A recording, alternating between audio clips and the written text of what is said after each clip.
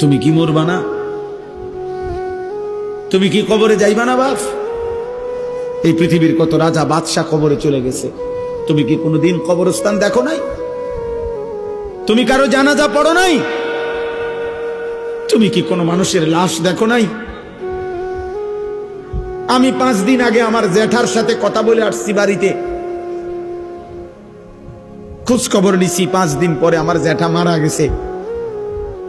আমি জ্যাঠার দিকে তাকাইয়া বাড়িতে গিয়া দেখছি আমার এই সেই মানুষটা যার সাথে আমি কথা বলছি, উনি নাই, চুপ হয়ে গেছে, হাত নড়ে না, পাও নড়ে না। আমি জানাজা পড়াইছি আমার জ্যাঠার, তো জানাজার আগে আমি আমার জ্যাঠার কবরটা খালি, তখন কবরে রাখে নাই।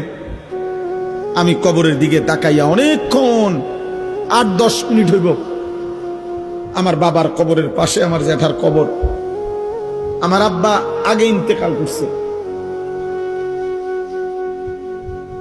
আমার জ্যাঠার কবরের দিকে তাকাইয়া অনেকক্ষণ খালি কবরের দিকে তাকাইয়া ছিলাম। তাকাইয়া আমার মনে হইল কবর যেন আমারে ডাক দিয়ে বলছে, আনিস, আমার কাছ থেকে 1 মুঠ মাটি দিছিলাম আমি তোমার জ্যাঠারে বানাইবার জন্য, আজ আমার মাটি আমি ফেরত নিলাম। ওয়াফিহা নুঈদুকুম, নওজোয়ান, তোমার মাটি মাটির কাছে ফেরত চলে যাবে।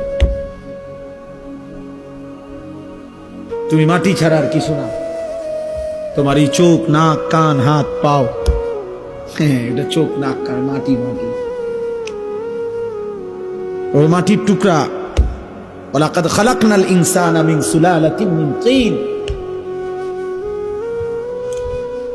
আল্লাহ বলছে শুকনো মাটি থেকে, ঠনঠনে মাটি, আমি সেখান থেকে মানুষকে সৃষ্টি করেছি। তুমি মাটির একটা টুকরা ছাড়া আর কিছু না।